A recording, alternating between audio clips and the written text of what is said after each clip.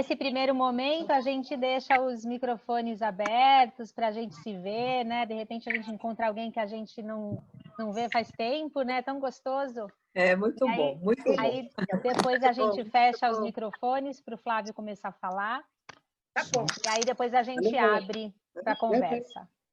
Insisto para que as pessoas abram o vídeo também. Por favor. Mas tá sem som, meu. Então põe. Estamos te ouvindo. É você aparecendo aí. Olha você. Ida, nós estamos te ouvindo sim. Está ouvindo? Ouvindo aí da simbalista.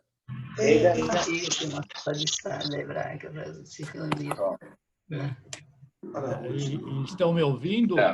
Eduardo, sim, pode falar, Eduardo. O meu não está falando. Oi, boa tarde. Oi, Anitta. Aida. Eu só queria falar Oi, que Helena, que bom te ver. Vocês estão bem? Eu também. Vocês estão bem?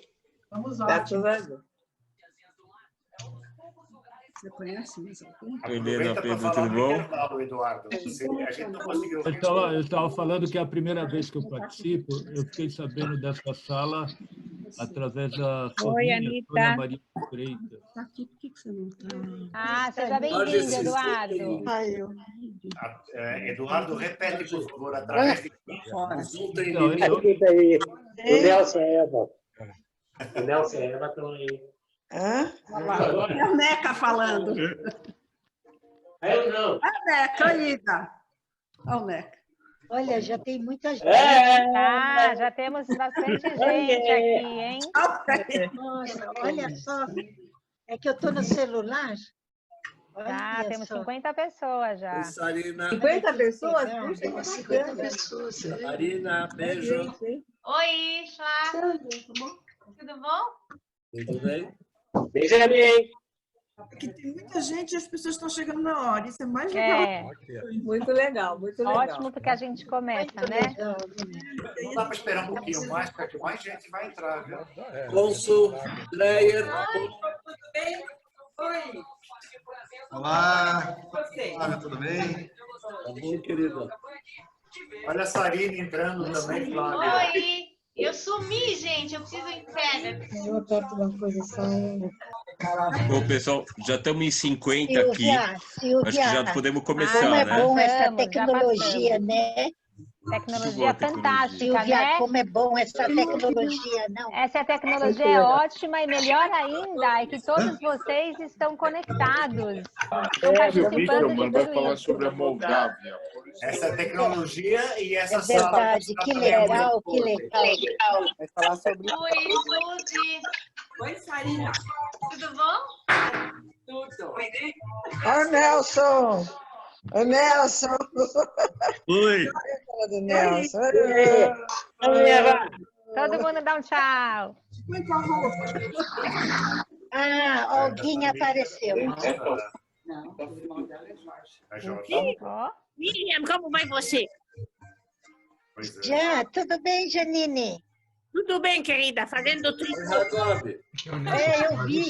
Eu vi. Nossa. Janine, o que você está fazendo? Fazendo um cachecol. Nossa, já temos cachecol. 61 pessoas. Agora no inverno. Agora no inverno vai ser bom. Ele me mandou. A Olga está fazendo Tá todo mundo malha. aparecendo. Só pivotar, né? Tinha está fazendo máscara. Acho que... Sabe quanto já tem? 72, e nem começou. Pessoal, eu vou fazer o seguinte, agora eu desliguei o microfone de todo mundo, porque tá super cheia já a sala, que é demais, muito legal, você vê como o Flávio é querido. E a ideia é o seguinte, a gente vai passar a bola para o Flávio, ele vai contar um pouco da trajetória dele, essas transformações aí de Bessarabia, Moldávia, e a gente com isso, porque você vê, a gente tem quase 65% aqui da turma, de alguma forma, descendente de lá, quer dizer, muita relação. E aí, depois, o Flávio vai contar, 10, 15 minutos, um pouco para lá, um pouco para cá. Depois, a gente vai passar a conversa vai ser para todo mundo. A gente pode abrir os microfones de quem levantar a mãozinha ali, clica no participante, aparece o raise hands, ou faz um movimento de alguma forma para a gente perceber que quer falar e vira um papo aberto. Então, sendo assim, Flávio, eu estou abrindo o teu microfone, deixa eu te achar aqui, espera aí, te achei. Flávio, abrindo o teu microfone, passando a bola, está contigo. Pessoal, antes do Flávio começar, eu queria só interromper e avisar vocês que periga do Flávio ser o recordista de presentes. Nós já estamos, nesse momento, com 73. Faltam 4 para ele ser o recordista. Então, Flávio, a bola é tua agora. Não vou interromper mais. Até do Sardenberg? Você está ganhando do Sardenberg. Tá indo bem, tá indo bem. Tá bom. Eu quero falar também. Oi. Posso falar? Pode. Então, vocês colocaram um questionário aqui e eu vim da Romênia. Não tem a opção Romênia. E na época, quando eu nasci, era Moldava. Então, você coloca como Bessarábia, porque é a região... Mas não é Bessarábia, porque eu sou romena, falo romeno. Não, Moldávia, desculpe. Não, é verdade. Não tem. Não tem a opção, né?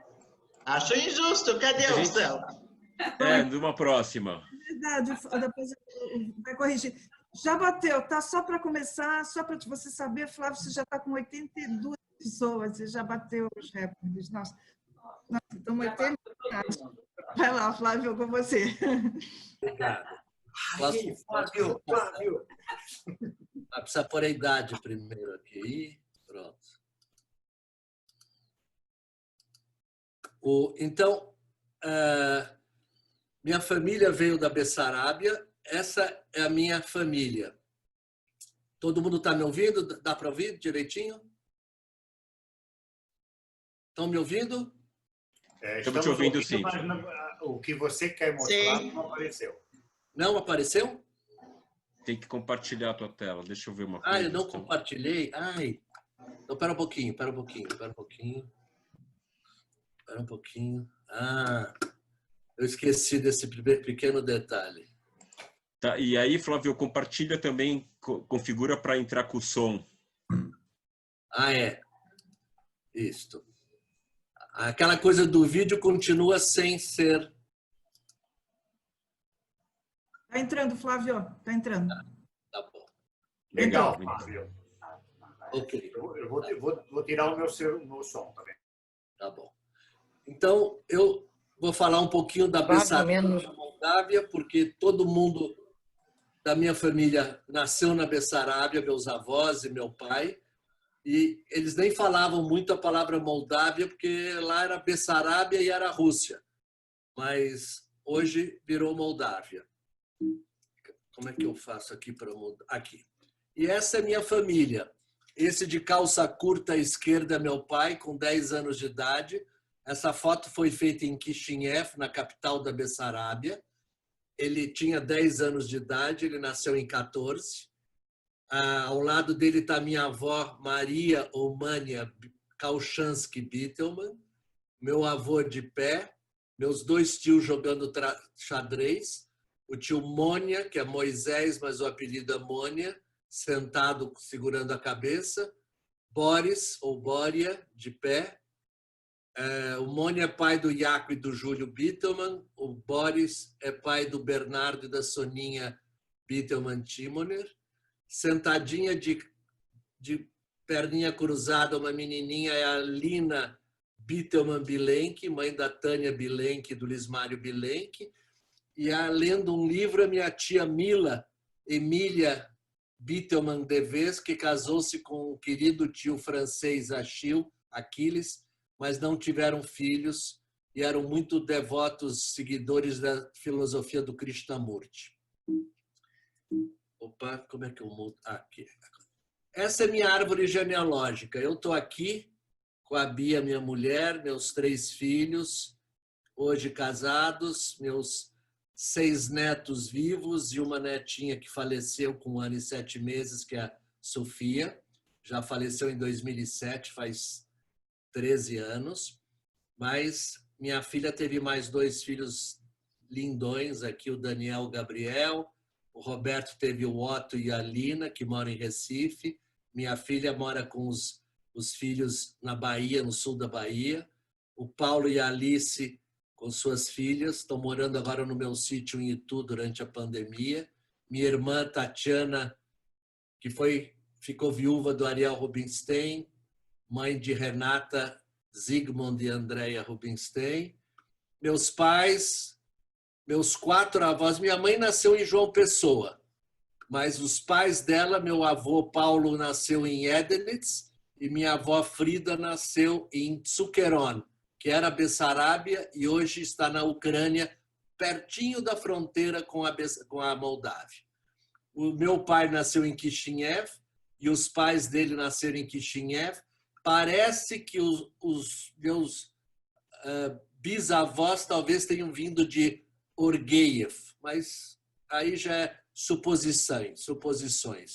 A família do meu avô Paulo Malai, que ele nasceu Fábio Malai e virou no Brasil Paulo Mendes. O pai dele casou-se com uma outra mulher e depois, com filhos, foram morar no Peru. Então, eu tenho uma parte da família no Peru.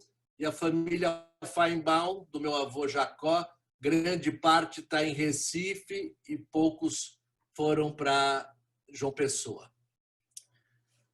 E essa é minha família. O meu primo Iaco, que faleceu em janeiro desse ano, era meu parceirão de fazer árvore genealógica. A gente, desde que eu era adolescente, a gente fazia árvore ainda com papel vegetal, com régua T na mesa de arquiteto, fazendo as letrinhas bonitinhas com normógrafo. Hoje, graças a Deus, a gente tem esses softwares sofisticados. Esse que eu uso é o Ancestry, que é muito legal. Aí eu clico aqui. E aqui,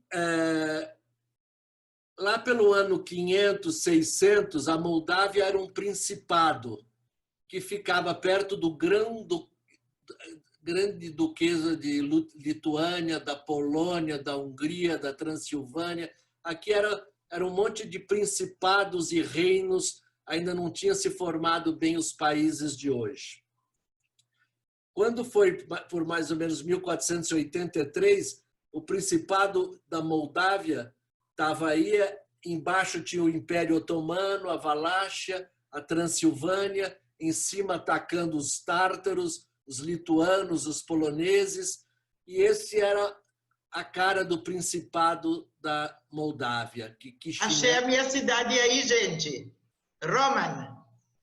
Está aí, ó. Roman. Perfeito. Do lado Isso esquerdo. era Bessarabia, era Moldávia, Principado da Moldávia.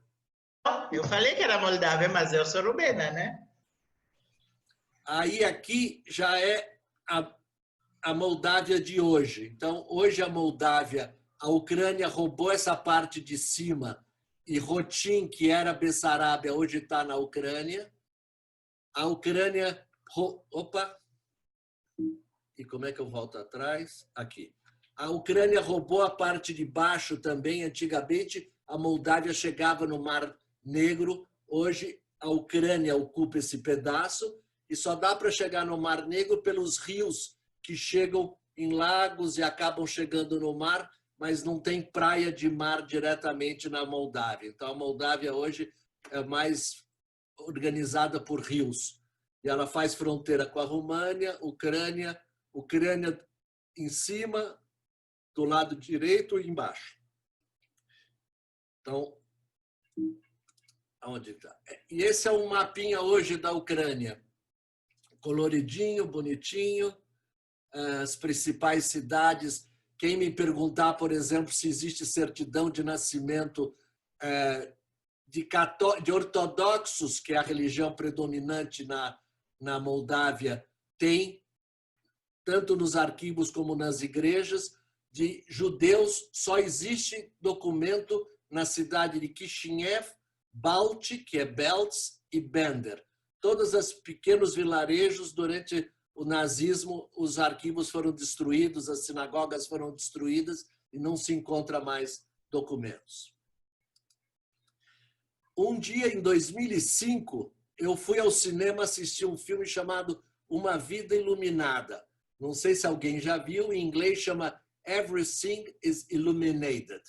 O escritor é Jonathan Safran, é um jovem escritor de Nova York, e esse filme mostra um vovô em Nova York, velhinho, morrendo, e o neto dele na beira da cama, falando com o avô, e o avô pega uma caixinha com vários objetos, entrega na mão do neto e fala: vai para a Ucrânia procurar essa senhora, se não fosse por ela eu não estava vivo e você nem existia.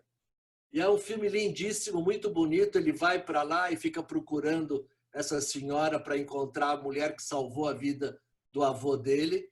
E de repente, quando eu saí desse filme com lágrimas dos olhos, eu liguei para um grande amigo meu na Ucrânia, no Canadá, chamado Michael Mindel, que é um médico radiologista em Montreal, e que é um querido amigo meu, e a família dele é da Ucrânia.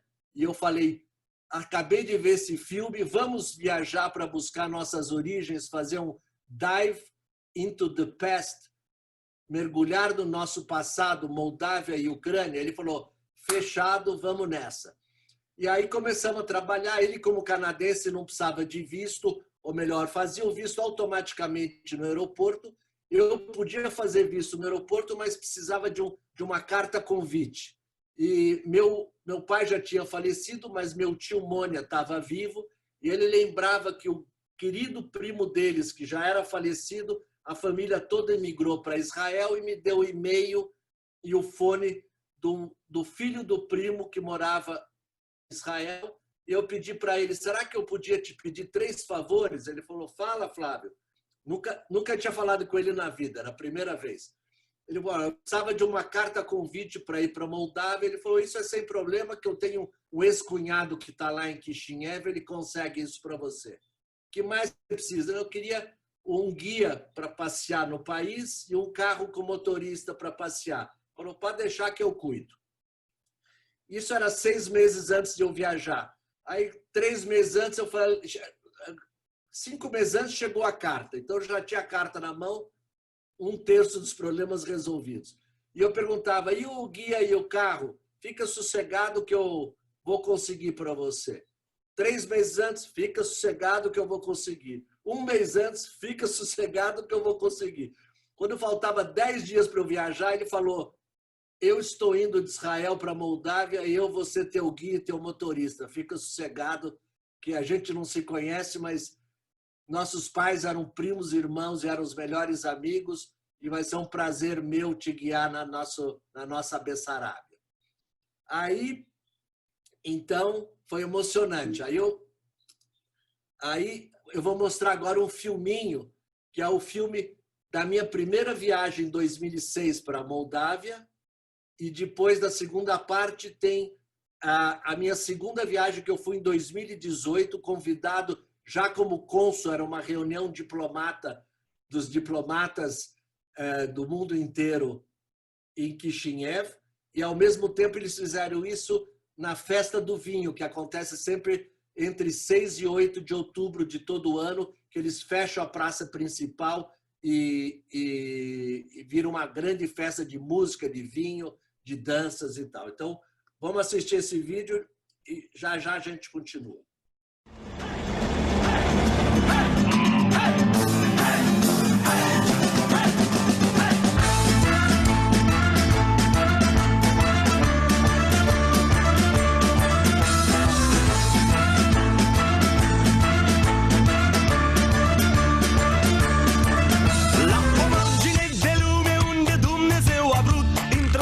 Senina pe moldovenii s-au născut printre codri și coline, lângă Nistru, lângă Prut.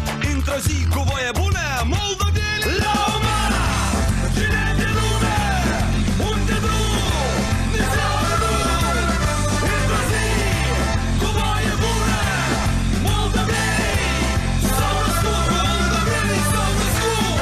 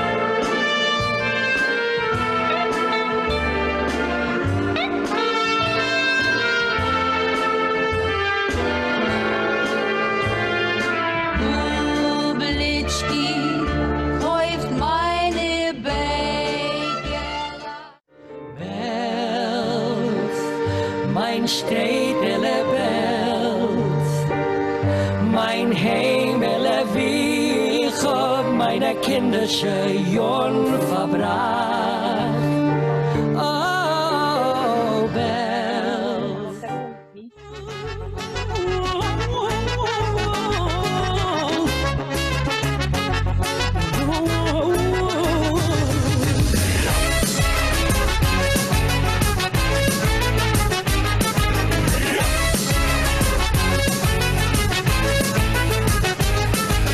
All the mountains, all the seas, all the winds are dancing hora.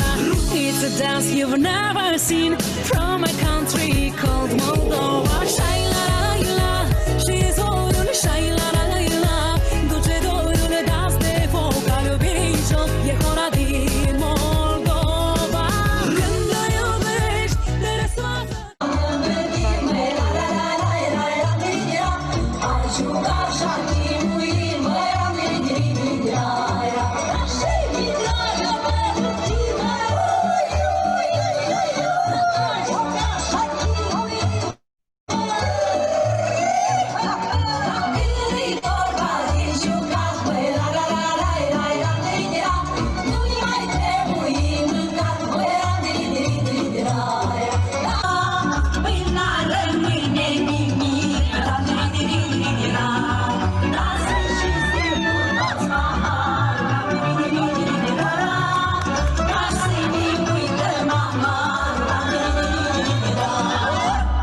Să ne trăiți la mulți ani! Mulțumim!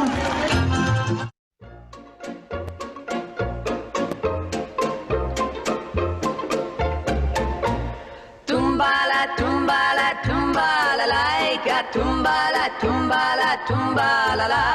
Spiel balalaika, tumbala, laika, spiel balalaika, tumbala, la. Steht a Bucher in der Tracht, Tracht in Tracht, a ganze Nacht. Weimen zu nehmen, in it verschämen, weimen zu nehmen, in it verschämen. Tumbala, tumbala, tumbala, laika, tumbala, tumbala, tumbala, la. Spiel balalaika, tumbala, laika, spiel balalaika, tumbala, la.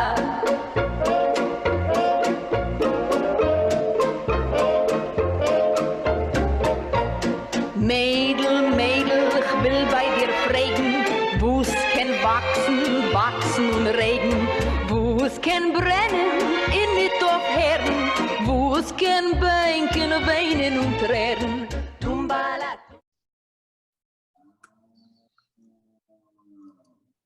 Pronto. Então, deixa eu fazer só mais alguns comentários, talvez. Tem uma hora que eu estou junto com meu primo no cemitério olhando um livro e eu cheguei nesse livro no cemitério logo no primeiro dia, no segundo dia que eu estava lá, e perguntei, tem algum Beatleman aqui? Meu pai chamava-se Michel Beatleman. Tem algum Beatleman enterrado? Falei, tem sim, tem o Michel Beatleman e a Sura Beatleman.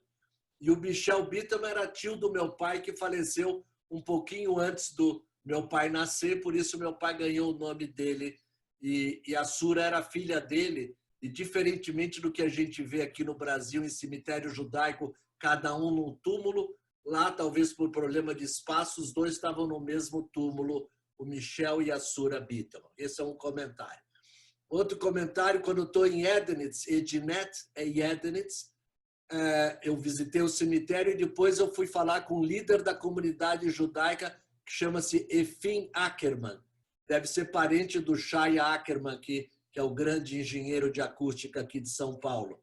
E ele e a família toda tinha ido para o Canadá, Estados Unidos, Israel, mas a grande comunidade lá de 7 famílias ainda continuava em Edenitz, que tinha bons negócios e não queriam ir embora, já estavam acostumados e estavam por lá.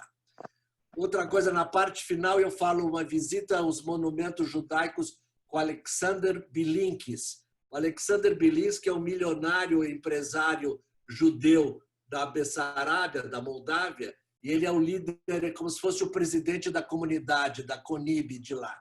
E ele veio me pegar no hotel e foi me levar para visitar monumentos pela morte dos judeus no nazismo, monumentos dos pogroms, me mostrou a antiga sinagoga enorme destruída que aparece no filme e que ele está juntando dinheiro para tentar reconstruir aquela sinagoga, mas ele me levou principalmente no Jewish Cultural Center, que é um prédio como se fosse a Unibis Cultural, com 4 andares, que custou $5 milhões. O presidente da Qualcomm, que chama alguma coisa Jacobs, ele assinou o cheque para construir o prédio todo, e lá tem aula para criança, aula para jovens, para velhos, ginástica, cabeleireiro, balé, tudo que você pode imaginar, um centro muito bacana. Alguém tinha me perguntado num dia quantos judeus tem lá. Se a gente pergunta para a turma do Beit Rabat, tem 100, 200 famílias. Se você perguntar para o Alexander Bilinsky, que considera judeu mesmo casamentos mistos e filhos de casamentos mistos, tem 20 mil judeus na Moldávia hoje. Então, esse é um introito. Agora podemos abrir os microfones. Quem quiser fazer pergunta, estou às ordens. Eu vou começar com uma pergunta bem rápida que acho que você precisa nos colocar aqui presente. Você é o cônsul da Moldávia. Eu sou cônsul honorário da Moldávia, sou o único representante da Moldávia no Brasil, ela não tem embaixada, é um país muito pobre. Por fato de ser pobre, eu acho que no mundo todo talvez tenha no máximo 7 a 10 embaixadas. Eu me reporto a Washington, que é a única embaixada de todas as Américas, e eles incentivaram ter cônsuls honorários para que eles tivessem representatividade nos países sem gastar dinheiro, que eu sou voluntário, não ganho nenhum tostão, tudo que a gente faz é voluntário. Eu lembrei mais uma coisa que eu podia falar. Tem uma hora que eu estou numa mesa sentado com umas pessoas, eu trouxe na mala uns 20 vinhos e convidei uma turma da pesada de vinhos para experimentar os vinhos da Moldávia. Veio o Jorge Luque, veio o Ricardo Bom Gonçalves, veio o editor da revista Prazeres da Mesa, e todos nós degustamos num jantar no Percussi os vinhos da Moldávia e adoraram.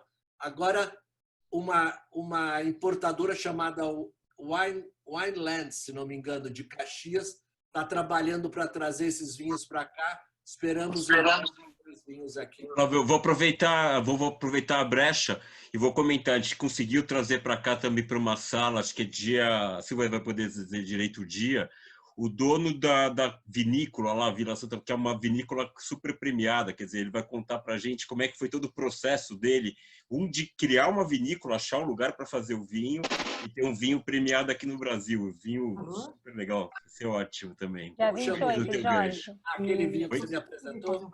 Exatamente. Legal.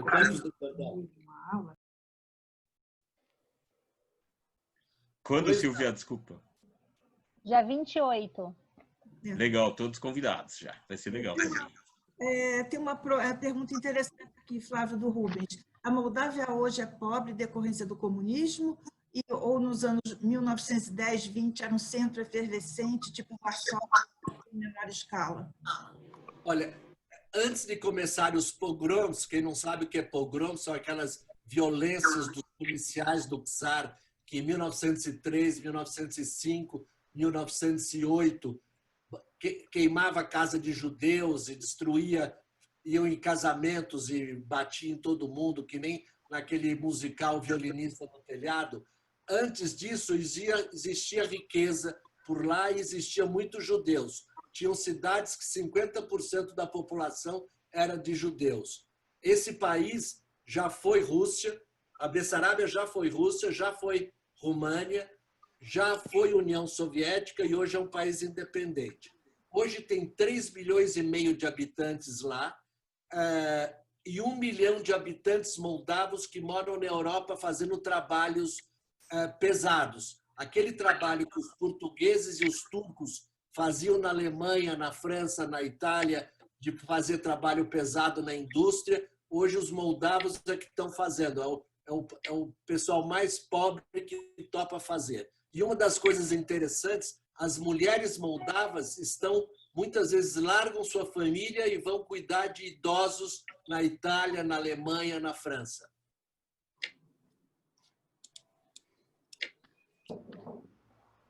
Tinha gente com mão levantada também. Vamos lá, deixa eu... A Miriam. Tinha a Miriam.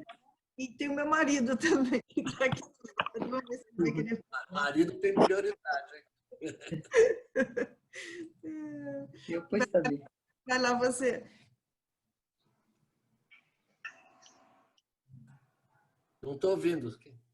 Também não estamos. Miriam Magidman, quer falar ainda?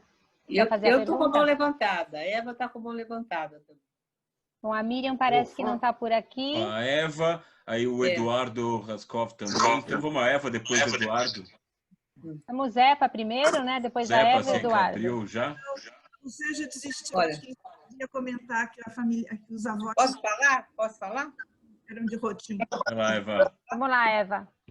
Posso falar? Você está escutando? Sim. Pode falar. Então, prazer em vê-lo aqui, que para mim é uma coisa bem agradável. Meu pai veio da Romania, que era Britve, a cidade que ele veio. E eles tinham vinícola, eles faziam vinho. A família do meu pai fazia vinho. Vinho kasher, era uma coisa muito bacana, né? E minha avó, quando viu esse negócio dos pogroms que você falou, pegou o filho mais novo dela, que era meu pai, de 13 anos, e mandou para o Brasil sozinho. Ele veio sozinho no navio. Foi acolhido pela coletividade judaica aqui.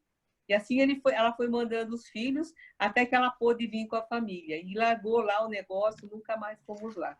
É uma coisa que eu me interesso para saber, puxa, como seria a cidade que eles moravam, né? Naquela época, né? Que largaram tudo, porque, como você falou, eles punham os judeus jovens na trincheira para ser mortos mesmo na guerra. Então, quem pôde sair, e muitas pessoas da família que não vieram, morreram lá. Isso que eu quero...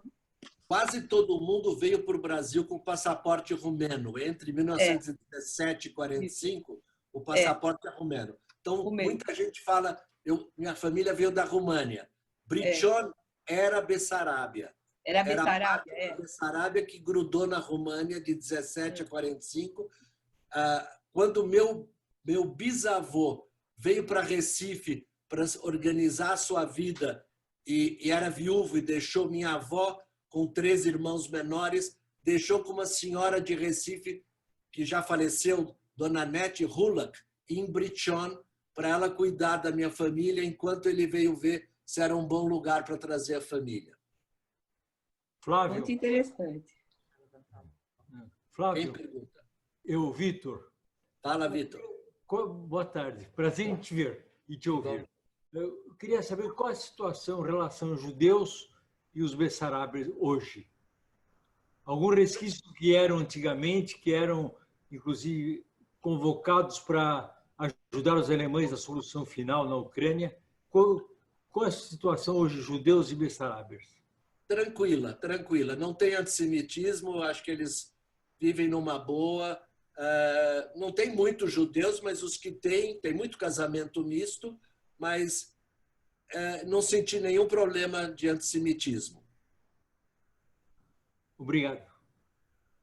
Fala, Rubens. Mas, Flávio, a Kishinev, em 1910, era tipo uma Varsóvia em menor escala? Olha, hoje tem 800 mil habitantes. Em 1910, não sei se Varsóvia... Acho que Varsóvia era mais importante. Mas tinha uma vida cultural, uma vida efervescente? Sim, mas acho que não tanto quanto Varsóvia. Você, como Polish, deve ter mais. Paulo, tem uma pergunta. O Eduardo estava também já tentando. Paulo. Oi, Paulo. Fala, querido. Eu tenho uma pergunta. Meu pai é da Bessarábia, de Vartegem. E eu estou há muito tempo planejando essa viagem para encontrar minhas raízes lá que você fez. E eu queria saber se eu posso ter seu contato para mim conversar contigo para detalhes desse negócio. Pode. O meu e-mail é fbittelman. Peraí. F. Bittelman com I. F. Bittelman. Soletra o Bittelman, por favor. Flávio, não quer colocar no chat? Aí já todo mundo pode pegar e não tem chance de errar. Isso. Boa. Bittelman, @consuladomoldova.com.br. E eu ponho meu celular também. É 999-888-444. Pronto. É outra coisa que eu queria falar com você é que eu fiz o caminho que meu pai fez. Você falou que muita gente veio com o passaporte da Romênia e ele foi para a Áustria e pegou o visto no consulado brasileiro da Áustria, ficou 2 meses lá para pegar o negócio de vacina e o negócio do visto. De lá eles foram para Marselha e pegaram o navio. Não sei se eles vieram o passaporte da Romênia ou não. E mais uma coisa eu queria te falar, assim, para terminar. Eu andei muito tempo conversando com os rabinos da sinagoga sobre o sotaque que eles rezavam na época lá. E já virei nos Estados Unidos e ninguém me ajuda com esse negócio. Quer dizer, um fala Baru Hatá, o outro fala Buri Hato, o outro fala outra coisa. E o rabino da minha sinagoga me falou que isso é uma coisa bem interessante, porque está escrito em algum lugar nos livros, no Talmud, em algum lugar, que os filhos deveriam rezar que nem os pais. E eu fico atrás desse sotaque da Bessarábia e não consigo resolver esse negócio. Você pode me ajudar com isso? Infelizmente, não.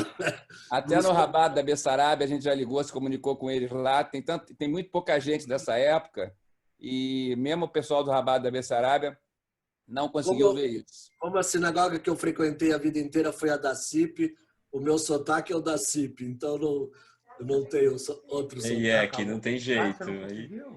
Tá ótimo. E não dá para escrever. Desculpa. A Miriam está com a mão levantada. Posso fazer uma... Eu tenho uma pergunta. Eu também tenho. O Eduardo Roscoff está faz tempo também. Vamos A Sônia também, Jorge. Eduardo, então, boa tarde a todos. Meus avós vieram da Bessarábia também, do sul da Bessarábia, da região de Belgrado. Eu, em 1983, eu fui para lá com o meu avô, né? Ainda era a União Soviética, precisou da carta convite, minha família ficou com medo que na volta eu ia ser preso. Eu tinha 22 anos e cheguei lá na Páscoa, né, com aquela festividade tradicional cristã, né?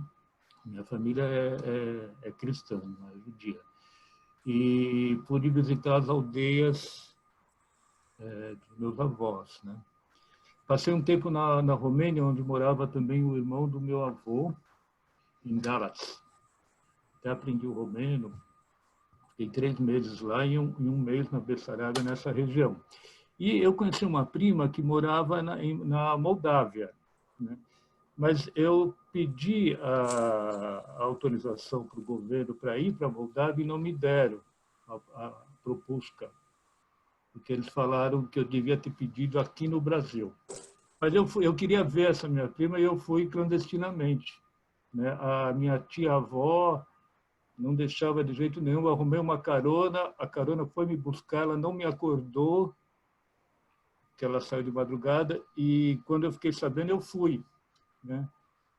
E foi muito interessante, que daí eu tive que me virar sozinho com o romeno, porque ninguém falava inglês, um pouco de francês, e conheci pessoas de várias nacionalidades, inclusive grego. Fiquei sabendo que tem descendentes ainda de Constantinopla, que estão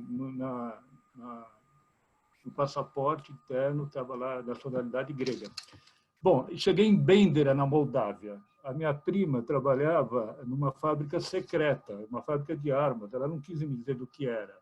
Então, a gente andava, mas também ela não podia ser vista comigo, né? Eles diziam que eu era americano. Ela me apresentava como o primo americano. Bom, passou o tempo, recentemente, devido à internet e tal, eu fui procurado por um sobrinho dela, que hoje mora em Moscou, né? O Andrei Popovich, e ele veio na minha casa, assim, e ele me disse que a mãe dele, que é minha prima, né, mora em Bendera, que faz parte de uma república chamada Transdniestr, ou algo assim, que é uma república russófila dentro da Moldávia, né? E há um conflito só é reconhecida pela própria Rússia. Nem a Rússia reconhece. A Transnistria quer ficar independente da Moldávia. Isso que eu queria saber. Mais russos lá que está baseado o exército russo, mas ninguém reconheceu eles como independentes, mas eles querem ser independentes. E essa turma que você falou do sul, tem os galgazes, que são descendentes do Império Otomano, dos turcos, e ainda falam turco lá. Certo. E você sabe que um primo, o senhor Jorge Koskov, que me parece que está aí, deve conhecer, um primo da minha baba, né, escreveu uma série de livros contando sobre a Bessarábia. E eu tenho como uma relíquia familiar, não sei se vocês conhecem, chama Estranha Ideia de um Moço. Ele lançou isso nos anos 60, são livros de edição própria, né? E ele conta, enfim, a história dele, como era a vida nas aldeias da Bessarábia. E ele lutou na Primeira Guerra Mundial, conta assim também como foi a vida dele lá, né? E vocês falaram de vinho. Eu recebi uns vinhos do sul da Bessarábia, de Belgrado, muito bons, cara. Quando eu estive lá, todas as casas tinham adegas, né? Nos fundos. No fundo do quintal, todo mundo faz um vinho caseiro. E incrível, no caso de Vinogradno, que é a aldeia da minha baba, nos fundos eram subterrâneos, adegas embaixo, com tonéis, e a gente entrava lá com uma espécie de jarras, né? E eu era muito jovem, entrava com os mais velhos, né? E era uma desfeita não tomar aquilo, né? Eu saía bêbado para subir de volta aquele negócio, né? Então, é interessante que hoje, através da internet, se volta a conhecer essas histórias, né? Então, a Bessarábia ela tem uma parte importante no sul, né? E a maior parte está na Moldávia, como vocês estão dizendo. Que aventura, Eduardo. Que interessante. Nossa, obrigado por compartilhar aí. A Sônia, a Flávia também, acho que a Sônia queria falar depois da Flávia. Cadê a Sônia? Oi, Flávio. Oi, primo. Oi, Sônia. Tudo bom? Tá boa, prima. Estou aqui também, viu, Flavinho? Oi, Alter. Eu chamo a Sônia de primo, que ela é Mittelman, eu sou Bittelman, então deve ter só um problema de erro de letra. Erro resfriado. Flávio, primeiro prazer você estar aqui na Hebraica, recorde de audiência. Legal. Obrigado. Me diga uma coisa, como que é a sociedade judaica lá? São atuantes, tem Shabat, tem kasher, tem práticas de Shabat? Como que eles vivem? E em que cidades isso acontece? Flávio, eu tenho uma pergunta também. Por que razão tanta gente veio dali da Bessarábia para o Brasil? É um número grande de pessoas que veio. Vou começar com a do Walter, depois eu respondo da Sônia. Eu acho que na hora que começou a querer emigrar o povo da Bessarábia, era uma época que Estados Unidos e Canadá estava fechado. Então, essa turma acabou vindo para outra América, que era Argentina, Brasil, e muitos vieram para cá. O Guilherme Feigenbaum e o Citrinovich fizeram um livro sobre o cemitério de Vila Mariana, que já está praticamente lotado. 60% dos túmulos de Vila Mariana são de pessoas nascidas na Bessarábia. Então, aquela turma que veio entre 1890 e 1920, muita gente veio da Bessarábia para cá. Então, eu acho que é por problema dos Estados Unidos fechar. E outra coisa também, o Barão Hirsch organizou as tais colônias no sul, as 4 colônias agrícolas no sul, Philipson, 4 irmãos e as outras 2 lá, que ajudou os judeus que estavam em miséria virarem agricultores no sul do Brasil, no Uruguai e na Argentina. Sobre a pergunta da Sônia, eu fui 2 vezes na sinagoga Beit Rabat, e na sinagoga Beit Rabat todo mundo é kasher, é religioso, segue tudo direitinho.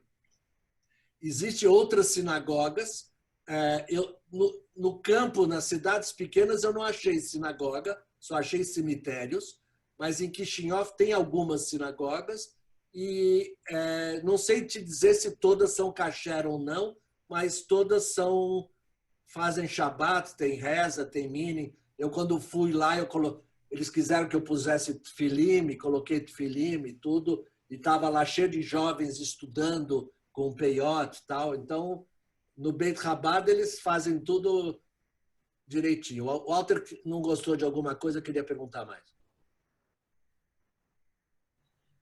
Alô? Alô, não. É o seguinte, você acha que a língua, que é latina, tinha alguma coisa a ver com isso? Com Yiddish? Não, a língua latina, porque o rumeno é de raiz parecida com a língua latina. Mas qual a tua pergunta? Eu não entendi. Se isso teve alguma importância para tanta gente vir de lá para cá? Olha, as pessoas que vieram para cá, da minha família, ninguém falava rumeno, todo mundo só falava russo. Então, quem viveu embaixo do czar, o país era russo. Quando em 17 ficou rumeno, a língua em casa das famílias que já tinham uma certa idade era tudo russo. Só a minha tia caçulinha, mãe da Tânia e do Luiz Mário, que ela era menininha, foi para uma escola em rumeno e aprendeu rumeno. O resto da minha família inteira, ninguém falava rumeno, só russo.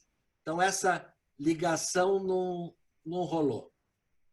Valeu, obrigado. Obrigado, Flavinho. Flávio. Uma informação, Silvia, deixa eu dar uma informação, pode ser? Bem rápida. O Flávio é o culpado por estourar o número máximo de participantes do Zoom. Nós chegamos a 100, Flávio. E tem gente querendo entrar cada vez mais e não consegue. Então, eu queria dar os parabéns e parabéns a todos os participantes. Obrigado. Flávia, pergunta, Flávia. A Flávia e depois da Flávia, o Bruno, ok? Oi, Xará. Oi, Xará. Tudo bem, Flávio? Flávio, é o seguinte, eu vi uma reportagem de uma repórter da Globo, eu não sei se você chegou a ver, que foi para Bessarábia. Ela chama-se Leila Sterenberg. Ela passou esse filme na hebraica. A gente passou esse filme na hebraica, foi super interessante, eu vi inteiro. Ela comentou que, além da pobreza lá na Bessarábia, tem muita gente na população que ainda não teve a cidadania reconhecida. Isso é verdade? Não teve a cidadania rumena reconhecida. A Moldova, eles têm. Todo mundo que está lá tem cidadania moldova. Só que como a Moldávia não está no mercado comum e a România está, o sonho de todo mundo é ter um passaporte rumeno para poder circular na Europa à vontade e trabalhar em qualquer lugar. Esse 1 milhão de moldavos que estão pela Europa têm esse passaporte ou fizeram algum contrato de trabalho que permitiu eles irem trabalhar. Eu mesmo conheci uma moça lá chamada Júlia Siobataro. O business dela é mandar moldavos para trabalhar na indústria alimentícia nos Estados Unidos só no verão. Então, a gente que vai lá, fica 3 meses, trabalha, aprende a língua, ganha uns trocados e volta para a Moldávia. Não é um trabalho definitivo. Mas esse filme chama-se Cartas da Bessarábia, que a Leila Sterenberg fez. Os avós dela são da Bessarábia. O pai dela já estava pela Bahia com os irmãos, depois vieram para o Rio. Ela é da Globo News. E ela conseguiu juntar uma pequena... um timezinho, foi para a Moldávia e para a România filmar. Ela fala rumeno, fala alemão, fala inglês, fala francês, fala português, ela fala tudo, ela é uma poliglota muito bacana, amiga querida minha. E o filme pode ser visto também. A Globo tem um canal chamado Philos, com PHY,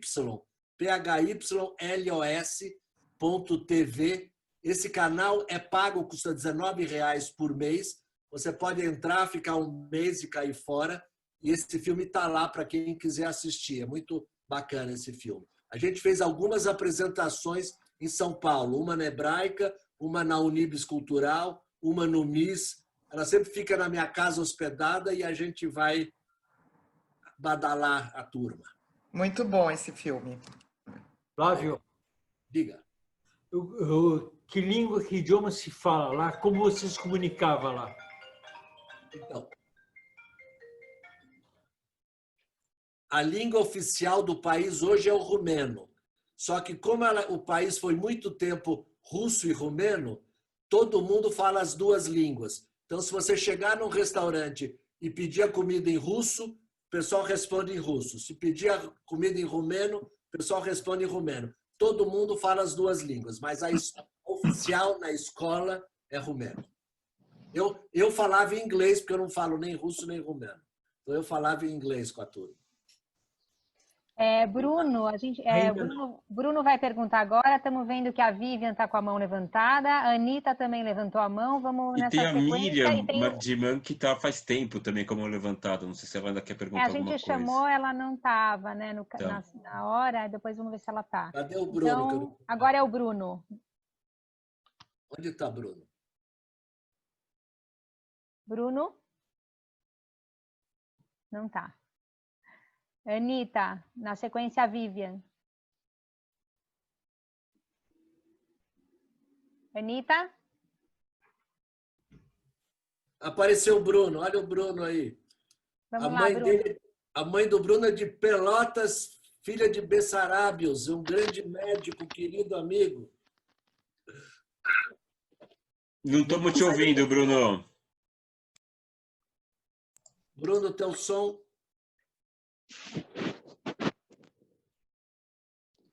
Não estamos te ouvindo, Bruno, está sem som. Quer escrever, Bruno?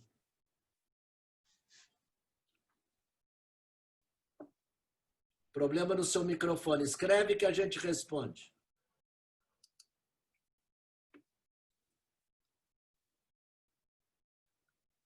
Ele tinha colocado aqui uma pergunta, Flávio. Existe uma estimativa de quantos descendentes de judeus da Bessarábia existem no Brasil?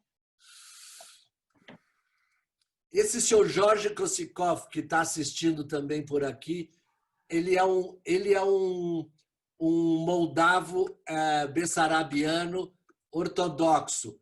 E ele já fez 3 livros dessa grossura com árvore genealógica de bessarabianos búlgaros. Existe toda uma galera que é bessarabiano búlgaro. Eu tenho aqui 2 livros dele, que são enormes, com árvores genealógicas. Então, tem toda uma turma que é ortodoxa, que está muito em Ubatuba, em Curitiba, em algumas cidades, maior parte fora de São Paulo. Agora, a turma nossa, bessarabianos judeus, que vieram para o Brasil antes da Moldávia se chamar Moldávia, eles nem se chamam muito de moldavos, se chamam mais de bessarabianos. Eu realmente não sei responder a pergunta do Bruno, mas o dia que eu descobrir, eu te falo. Tua voz não sai. Escreve, Bruno.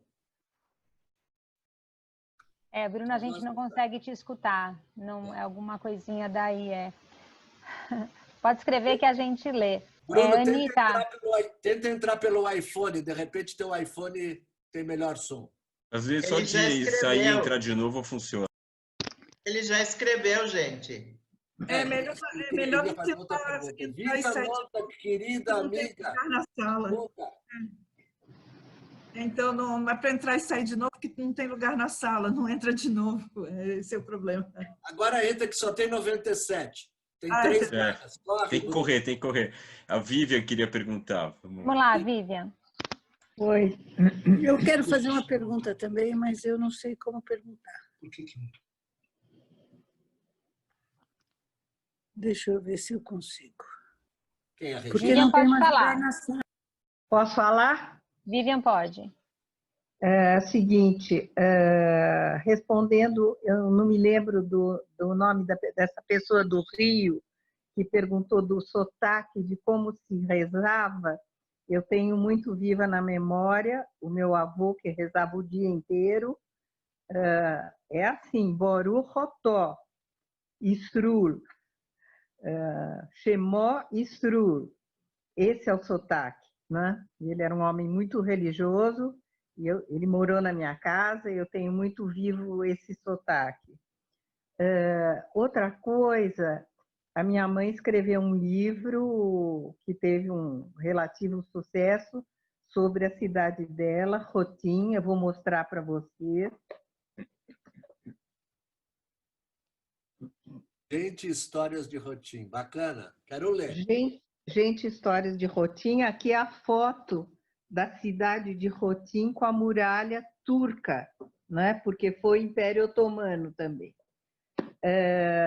Para quem é do Rio de Janeiro, eu mandei muitos exemplares para a lojinha da Ari. Eles nunca me responderam que fim levaram esses exemplares, mas na lojinha da Ari eu mandei uns 20 exemplares desse livro. Está esgotado. Com muito orgulho, eu posso dizer que a Biblioteca do Congresso, em Washington, pediu o livro. Eu, quando acabar essa maldita pandemia, eu só tenho 2 exemplares, eu vou botar um à disposição na Biblioteca da Hebraica. Ela conta a história da família Weidergorn, de Rotim, e que tem suas origens em Securon, em Édenes, em várias cidades. Só que ela faz uma observação que não se trata de uma saga familiar. Ela diz que essa história é idêntica a quase todos os judeus das pequenas cidades romenas. É um livro muito bonito, bem escrito. Recomendo. Para quem é do Rio, se a área ainda tiver. Só isso. Se você me emprestar, eu leio e te devolvo, Vivian. Pode repetir o nome do livro? Chama Gente e Histórias de Rotim. Rotim com H. Tá. Eu dei um para o cônsul romeno. Esse livro já chegou na Romania. Alguém levou para um médico romeno e esse livro já chegou lá. Quem vai perguntar? A Marcos? Eu gostaria de perguntar, Flávio. A Regina. Flávio, a Regina Peckelman, tudo bom? Peckelman, minha amiga que faz anos. Meu irmão. Regina Marcos. Pois é, Regina Marcos, tá bom? É que pro Flávio eu sou Peckelman. Né? Bom, é o seguinte, primeiro eu fiquei super interessada no livro de Rotim, porque a minha tia Mina era Weidergorn, né? A Mina Peckelman. Então somos parentes. Portanto, ela era de Rotim. E a gente tinha uma ligação muito grande. O meu pai era da Bessarabia, então meus avós também. Eu acho que tem várias histórias interessantes. Mas quando a gente fica pensando quantas são as pessoas que estão aqui, Flávio, eu queria saber porque, por exemplo, na Bessarabia Fará, em Israel, eles têm uma estatística das pessoas da Bessarabia pelo mundo. Você tem contato com isso? Existe uma relação com esse grupo de Israel? Como chama o grupo, Regina? Chama Bessarabia Farai. Eu não sei, Farai como se fosse em Yiddish, algo assim. Eu sei que eles fazem almoços e jantares, a minha tia Rebeca ia, o meu pai, quando ia para Israel, também ia nessas reuniões.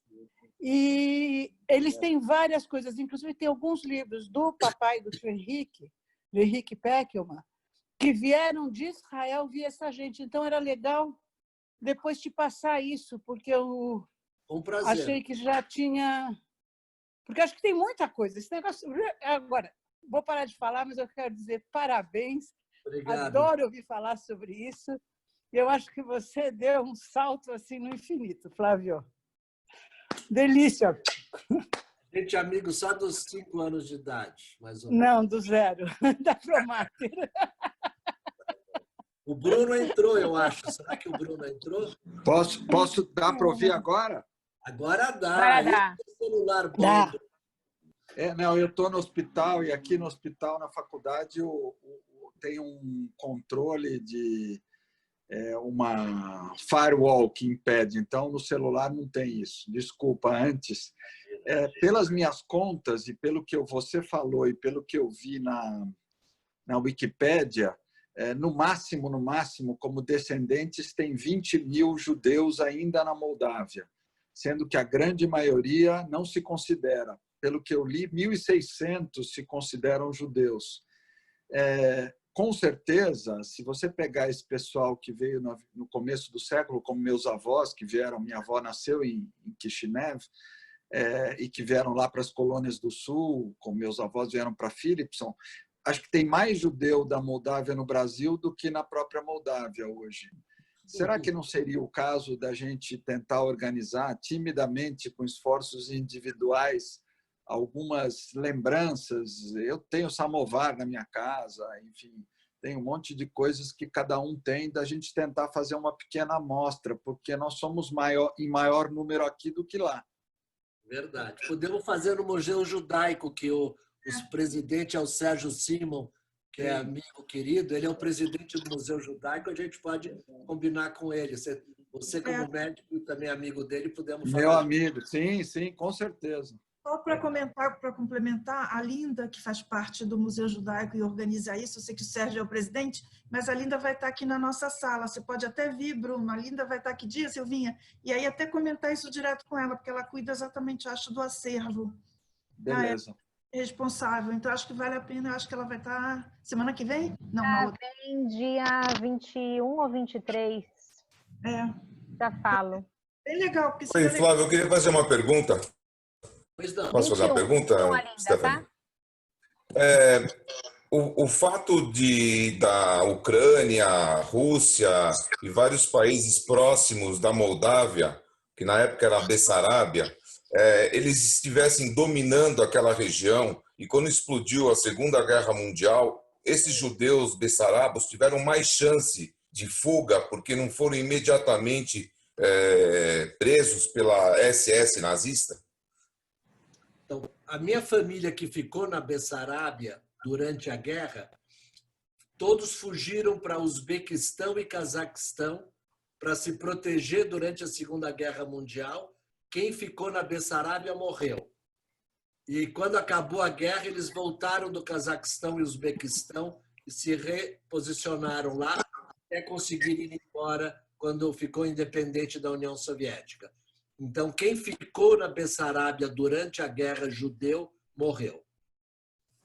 E essa questão de a Rússia estar dominando a região salvou muitos judeus por causa disso? Deles tiverem mais tempo do que os poloneses, do que os franceses, do que os alemães, por exemplo? Então, eu acho que sim, porque a Ucrânia, o Uzbequistão, o Cazaquistão, eu acho que já eram parte da União Soviética, do esquema russo. Então, foi fácil ir para lá. Ao passo que na Polônia, acho que foi mais difícil, não tinha esse canal de fuga. Entendi. Tá ótimo. Obrigado. Tem uma pergunta aqui, a Anitta acho que voltou e quer perguntar, mas tem uma pergunta aqui também do Moisés Workman. Como você chegou a ser cônsul honorário da Moldávia? Ele escreveu só por escrito, porque deve ser a esposa dele ou a filha que estão lá. Mas eu respondo. Então, a história é engraçada. Minha mulher, que deve estar vendo aí, ela vai dar risada. Um dia, o cônsul honorário de Benin, da África, muito amigo meu, ele chegou para mim e falou: Flávio, eu já estou idoso, cansado, eu vou abrir mão de ser cônsul de Benin, você não quer pegar? Eu falei: tá bom, eu pego. Então vou te apresentar o embaixador, vai lá falar com ele e tal. Eu até fui para Brasília, falei com o embaixador, levei os documentos, falei tudo em francês, ele me adorou, começou o processo. Quando eu falei para minha mulher, ela falou: você está louco, você não tem nada a ver com Benin. Se quiser ser cônsul, vai ser da Moldávia. Aí eu entrei no site, encontrei uma pessoa do ministério lá, perguntei como é que eu faço. Você tem que ter cartas de apresentação, você precisa ter atestado de antecedentes criminais, você precisa ter isso, precisa ter aquilo. Aí eu juntei um monte de papel, até o Fernando Henrique Cardoso escreveu uma das cartas me recomendando, mandei tudo. De repente, a pessoa que eu estava mandando lá, falando, ela foi transferida para um consulado em Portugal e ninguém mais cuidou do meu caso, e o assunto morreu e não virei cônsul. Aí um dia, no Yom Kippur, o Fernando Klabin, que morava em Bucareste, hoje mora em Viena, foi jantar pós-Yom Kippur na casa da minha irmã, e eu contei essa história para ele, ele falou, deixa eu falar com os meus amigos lá da Bessarabia, de Kishinev, para ver se a gente reacha teu processo. Aí ele me ligou 2 dias depois e falou, não acharam o teu processo, mas pega tudo que você tinha mandado, manda de novo para essa pessoa. Aí eu mandei, aí o processo andou. Um dia veio um cara aqui para o Brasil, passar 3 dias aqui para ver se eu era gente fina, achou que eu era gente fina e aprovaram. Já sou cônsul há 5 anos, desde 2015. Muito legal. Tem 2 pedidos aí, o Germano e um senhor que está no telefone de Sueli. Deixa eu só uma pergunta. Está fácil visitar hoje? Precisa de visto? Como... Quem está perguntando? Stephanie. Quando eu fui a primeira vez, precisava de carta convite para fazer visto no aeroporto. Hoje não precisa nem de carta com vista, nem de visto. O Brasil é totalmente liberado, chega lá e é que nem chegar em Portugal ou na França, liberado total. Os moldavos precisam de visto para vir para o Brasil. Não tem reciprocidade, mas a Moldávia abriu mão, desde que eu virei cônsul, independente de reciprocidade. Nossa, que legal. Acho que agora poderia ser ou o Germano ou este senhor que está no telefone da Sueli. Alguém quer assumir a pergunta? Os 2? Boa tarde a todos. Boa tarde, Germano. De Recife. Meus pais vieram... Minha mãe veio de Edenitz, meu pai de Atek, a mãe da minha esposa veio de Sucoron. Então, nós somos bessarabianos autênticos. Eu queria fazer uma pergunta. Em Optic, tem cemitério ainda? Sabe dizer? Em Optic? Se existe cemitério judaico? Em Optic? Qual cidade? Optic. Eu não sei responder. Eu não fui nessa cidade, então eu não sei. Agora, nas cidades que eu fui, Yedenitz, Sukeron, Orgei, Kishinev, Belz, todas elas têm cemitério judaico. A parte fronteiriça do cemitério, onde tem pessoas que morreram nos últimos 20 anos, bem cuidadinho, bonitinho, arrumadinho. A parte para trás, túmulos caídos, tortos, que ninguém arruma. No filmezinho que eu mostrei, eu estou atrás, sentado em Orgei, sentado na grama atrás de um túmulo todo torto. É mais ou menos assim que está a maior parte dos cemitérios lá. Existe um e-mail group de Tsukeron, de gente que tem levantado dinheiro para restaurar o cemitério de Tsukeron. Então, tem atividades dessa forma. Agora, a cidade que você falou, eu pessoalmente não fui, não sei te responder, mas deve ter. A minha pergunta é porque a família da minha mãe veio em 29, 22, vieram todos para cá. Minha mãe casou com meu pai, que era de Atik, e ela de Evans, e vieram para o Brasil. E quando ele morreu, eu tinha feito bar mitzvah, não tinha nenhum contato assim, mais assim sobre esse assunto. E eu sei que ele tinha família em Atik, e eu nunca mais soube de família nenhuma. Em Auschwitz, minha neta, que mora em Israel, nasceu lá, esteve lá pesquisando, descobriu Hayut. Como eu descobri, há 1 ano ou 2 anos para cá, uma família imensa em Porto Alegre, que hoje não tem o nome de Hayut, tem o nome de Salti, e que eram parentes de Menilsky, de Dr. Menilsky, que é o advogado, que foi presidente da federação aí em São Paulo, e eles têm quase 200 Hayut. Eu, de órfão, me tornei dono assim, de uma família de quase 200, e quase na sua grande maioria vieram da Bessarábia. E eles se encontram 1 vez, 2 vezes por ano, e são 100, 150, de uma família chamada Salti, que vieram pelas colônias, nas fronteiras, e vieram para Santa Maria, por aqui. Depois foram para Porto Alegre. E durante o período que eles fugiam dos cossacos, acabaram atravessando um rio que minha mãe falava muito, Niester, o rio Niester. E eu me lembro bem que minha mãe falava muito dos vinhos, os vinhos domésticos. Eu, escutando você falando na qualidade dos vinhos, aí eu me lembro muito que ela falava nos vinhos. E meu pai, eu me lembro que para Peixe ele fazia vinho com o cunhado dele, com jabuticaba. Você vai ver que ele aprendeu lá em Edens, lá em Bessarabia. E a família Ula que você falou, Anete Ula, tem um filho que é meu amigo, irmão, Dr. Samuel Ula. Samuel, psiquiatra, e o Davi, o irmão dele. Em Recife, meu amigo e irmão.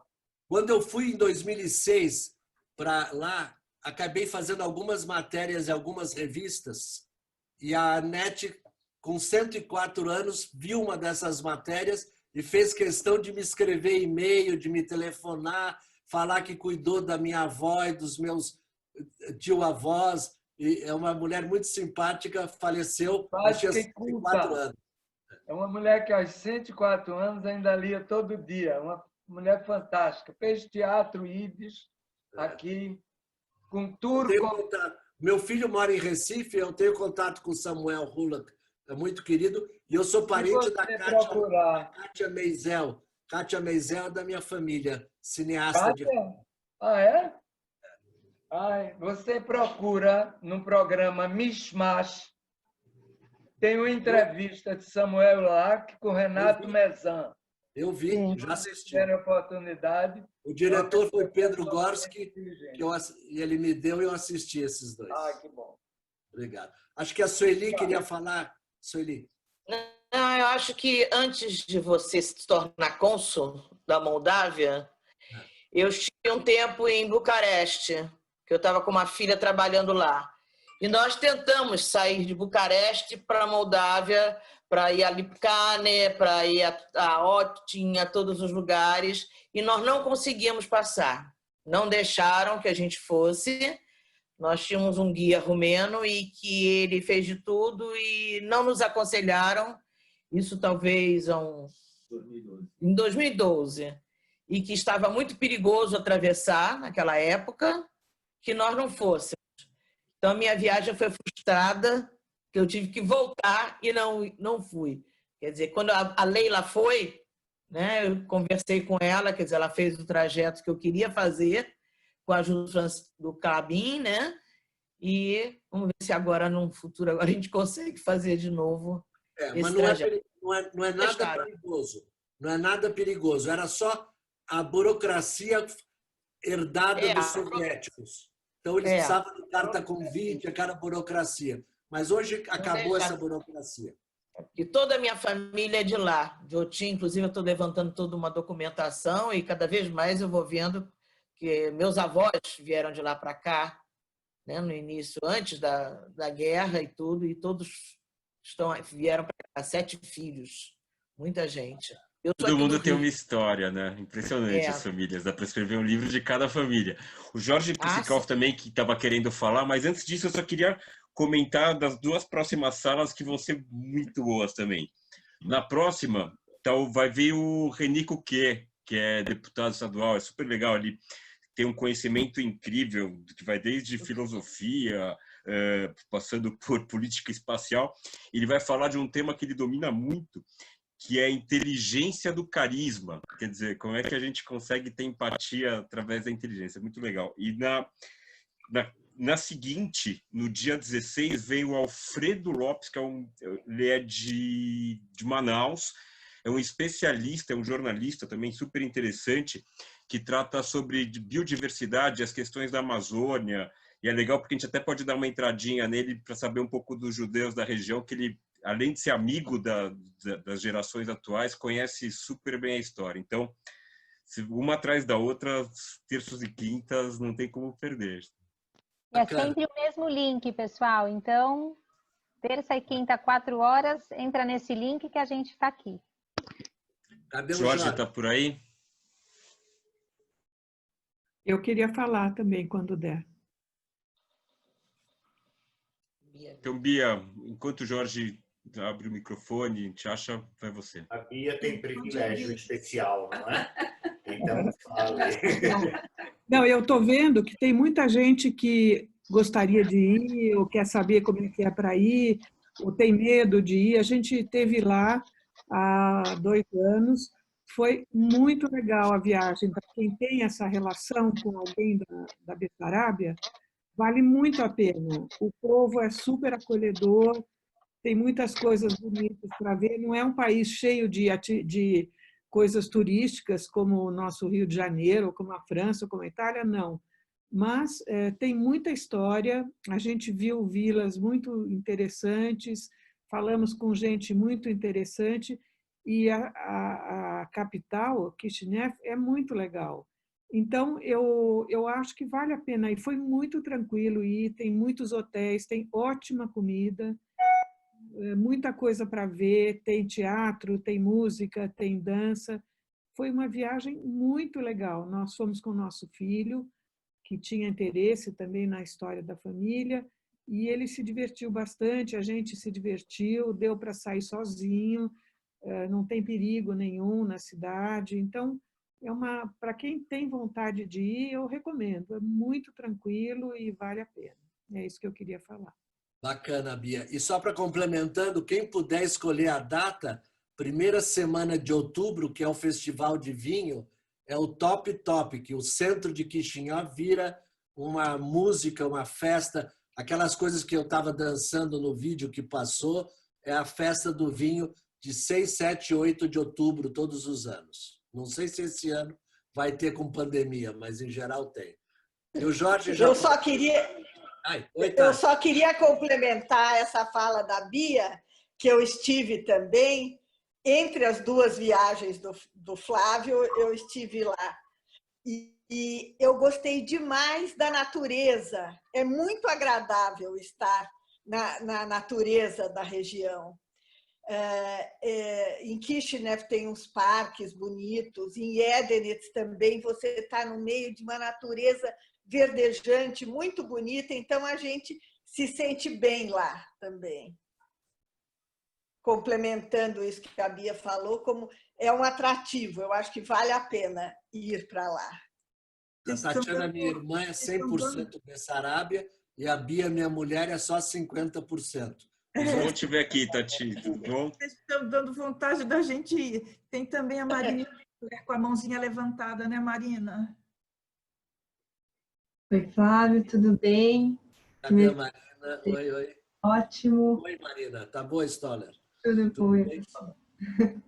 E eu queria saber, sei que você já comentou um pouquinho, mas sobre mais ou menos na década de 20, o que fazia as pessoas saírem de lá, porque pelo que eu consegui dar uma pesquisada, nessa época não tinham tantos pogroms, era anteriormente, então entre 20 e 30, o que fez a população judaica vir para o Brasil, assim, a maioria?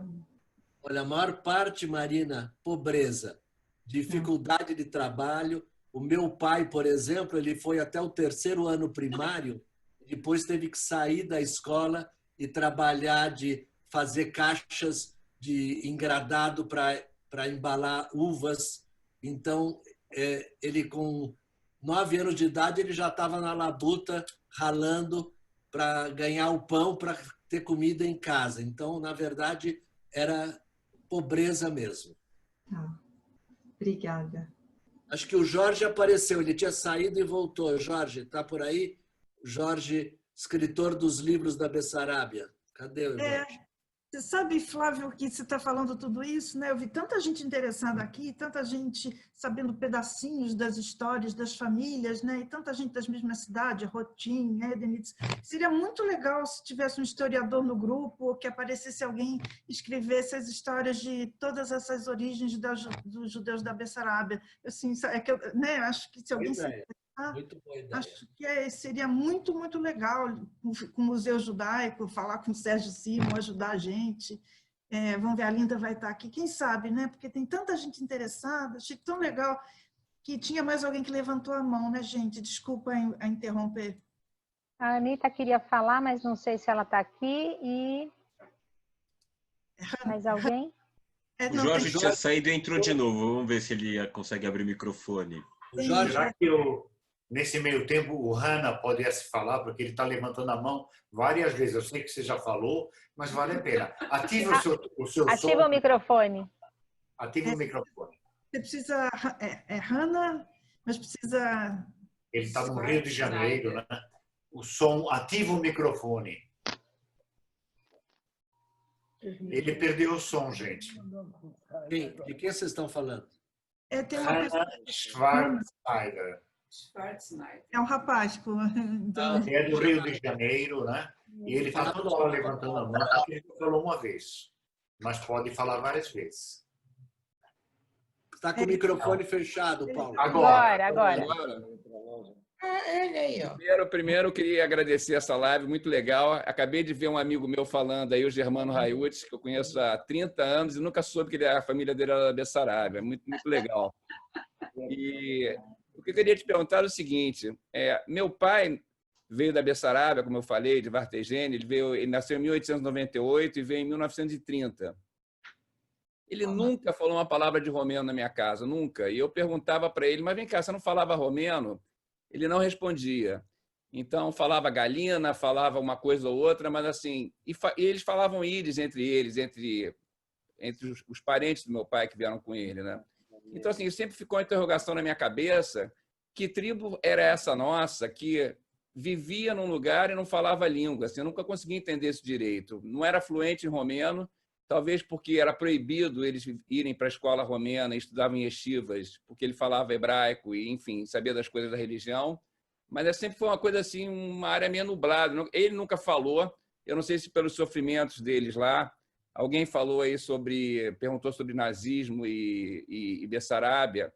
Tem um livro muito interessante chamado A Marcha da Morte, do Michel Stivelman, que conta o que aconteceu com esses judeus que ficaram lá, que não saíram, que a história é muito triste.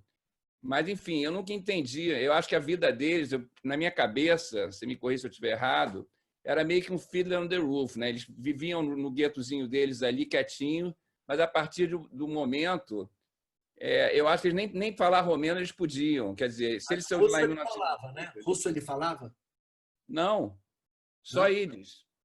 Então, da minha família, eu lembro que era só íris também, que todos falavam Então, assim, íris. é uma área meio nublada que eu não consigo entender. Assim, sempre tentei entender essa história.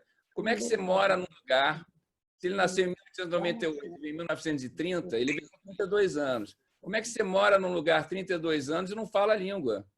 Ou não quer falar de tanta tristeza que teve lá. A língua era íris mesmo.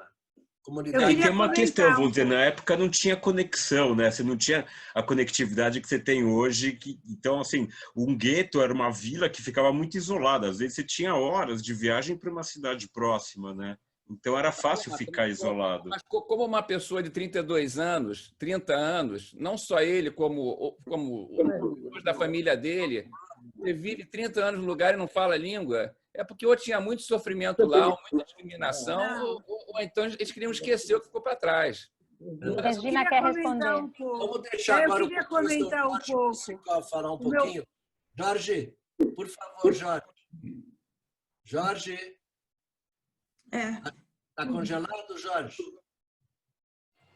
Pede para ativar o som, Jorge.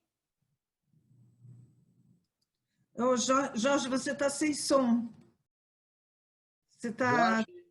Ele está congelado, ele está congelado. Ele está mais sem som, ele está congelado. Tá bom. Eu gostaria de comentar. Vamos fazer combinar assim, gente? Vamos deixar você falar, já estouramos um pouquinho a hora. Então, você pode ser a última, mais alguém, e aí a gente termina. E temos a música... Bom. Eu queria comentar sobre esse problema da língua. Porque, por exemplo, meu pai veio da Bessarabia em 20, a família toda veio entre o final do século XIX e até 25, e, na realidade, eles falavam russo e rumeno, mas a língua oficial em Marculeshet era ídis. Mas por que eles falavam russo e rumeno e os que vieram de outros estetos próximos não falavam? Porque em Marculeshet é onde tinha o mercado. Então, lá acontecia o mercado a cada 15 dias, e as pessoas de estetos, judeus ou não, quer dizer, vilas agrícolas, levavam coisas para esse mercado. E as famílias que dirigiam o mercado falavam os idiomas com os de outros lugares. Isso ele sempre comenta, que como ele era um menino, e ele era um menino do mercado, ele falava todos os idiomas, inclusive turco. Então, é bem interessante porque era um lugar de colonizadores, a Bessarábia, que eles vieram lá com a formação dessas colônias no século XVII, e cada povo, cada grupo se tornou autônomo. Então, não é que eles tinham grandes rixas, pelo menos isso era que meu pai contava. O que eles tinham era um isolamento mesmo natural e permitido. As vilas onde se fazia mercado, essas tinham encontro. Agora, ele também comentava que quem vinha de cidades maiores, a coisa era um pouco diferente, porque aí tinha os embates entre as diferentes colônias, entre os diferentes grupos.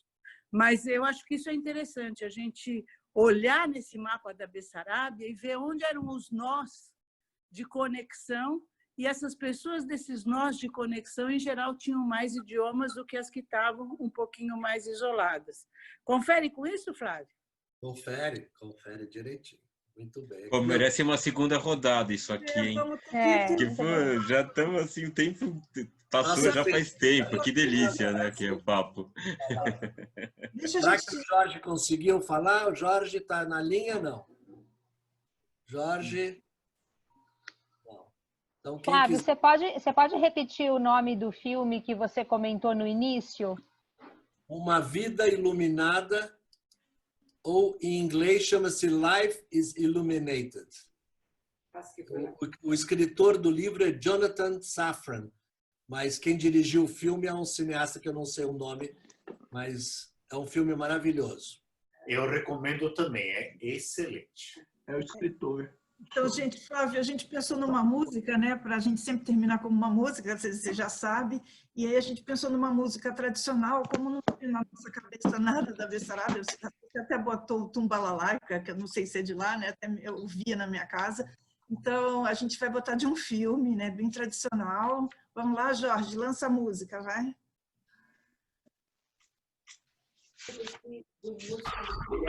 Oh, dear Lord. You made many, many good people. I realize, of course, it's no shame to be poor. But it's a great honor.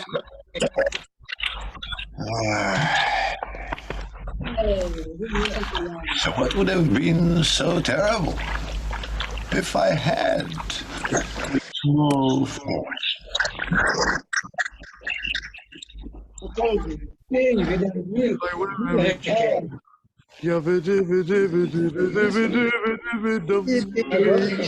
All day long, if I were a wealthy man, I wouldn't have to work.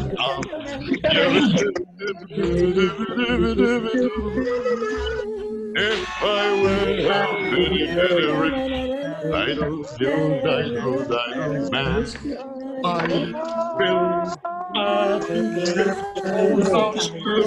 By the dozen, right in the middle of the town. A fine tin roof with the real wooden floors below. There would be one long staircase just and one even longer coming down, and one more leading nowhere just for show. My yard with the chicks and turkeys and geese and ducks for the town to see and hear, squawking just as noisily as they can. And each lovely will land like a trumpet on the ear, as if to say, here lives a wealthy man.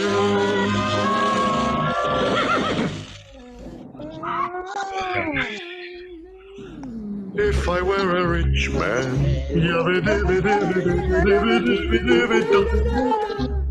all day long, if I were a wealthy man, I wouldn't have to work hard.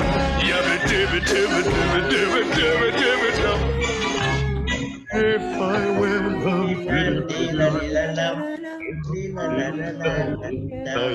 a And I see my wife, my own, looking like a rich man's wife with a proper double chin, supervising meals to her heart's delight. I see her putting on airs and strutting like a peacock. Oh, what the happy mood she's in! Screaming at the servants day and night. The most important men in town will come to fawn on me. They will ask me to advise them, like a Solomon the wise. If you please, Rebetavia, pardon me, Rebetavia, posing problems that would cross a rabbi's eyes.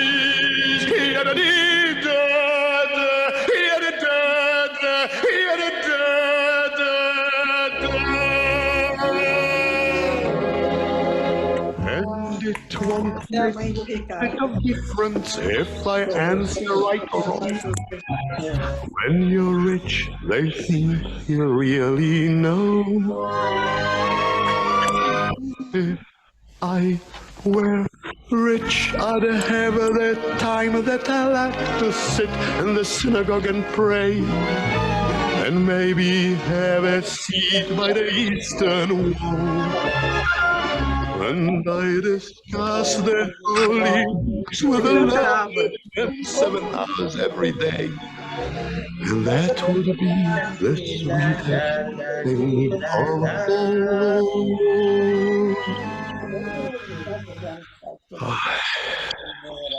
A gente teve aonde?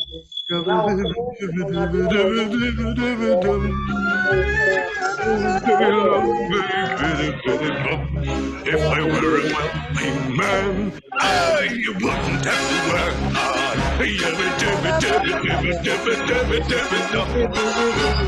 Lord, who made the lion and the lamb, you decreed I should be what I am. Would it spoil some vast eternal plan? Were a wealthy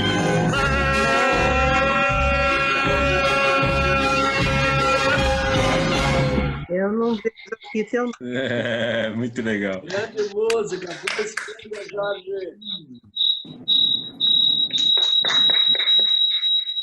Muito bom. Parabéns. Muito bom. Muito obrigada, Flávio. Obrigada, foi maravilhoso. Obrigado, Flávio. Olha acima, Israel, lá acima. Tem só iPhone. Oi? Então, eu acho que é perto da Romênia, né? Muito bom. Obrigada pela presença de todos também. Maravilha! Parabéns para vocês! Maravilha, Flávio, prazer. Não, gente. Anitta, não conseguimos te ouvir. Parabéns. Anitta! Tinha uma pergunta para fazer, eu queria falar. Então fala, aproveita.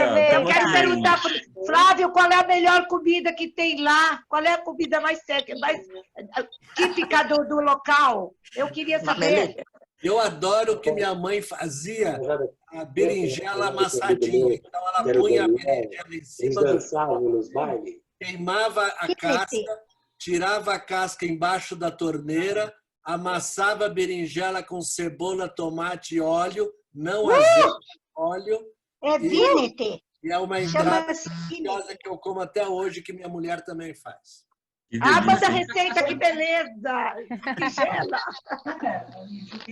Flávio, passa a receita para todo mundo. Chama a receita para todo mundo. Em romeno. Jorge. Fala. Como chama, dona Miriam? Tem um livro de Edne, se eu queria saber se está traduzido. Em romeno é vinete.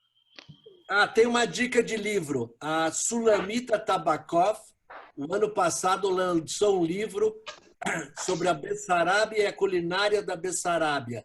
Um livro muito legal que está à venda pelo Amazon, em alguns lugares.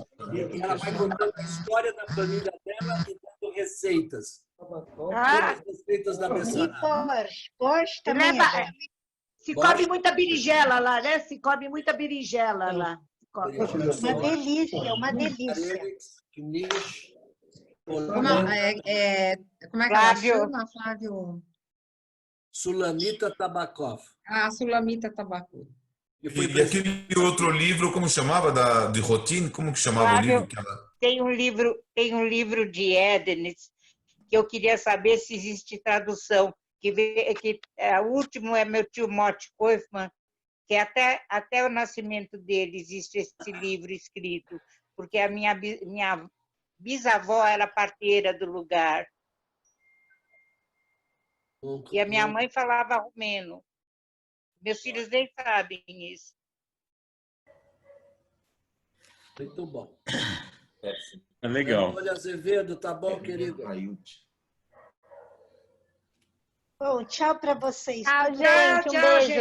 Tchau. Obrigada. Até terça-feira. Foi muito bom. Obrigado. Muito bom. Obrigada. Vou repetir uma segunda. É. Tem que marcar outra. É verdade.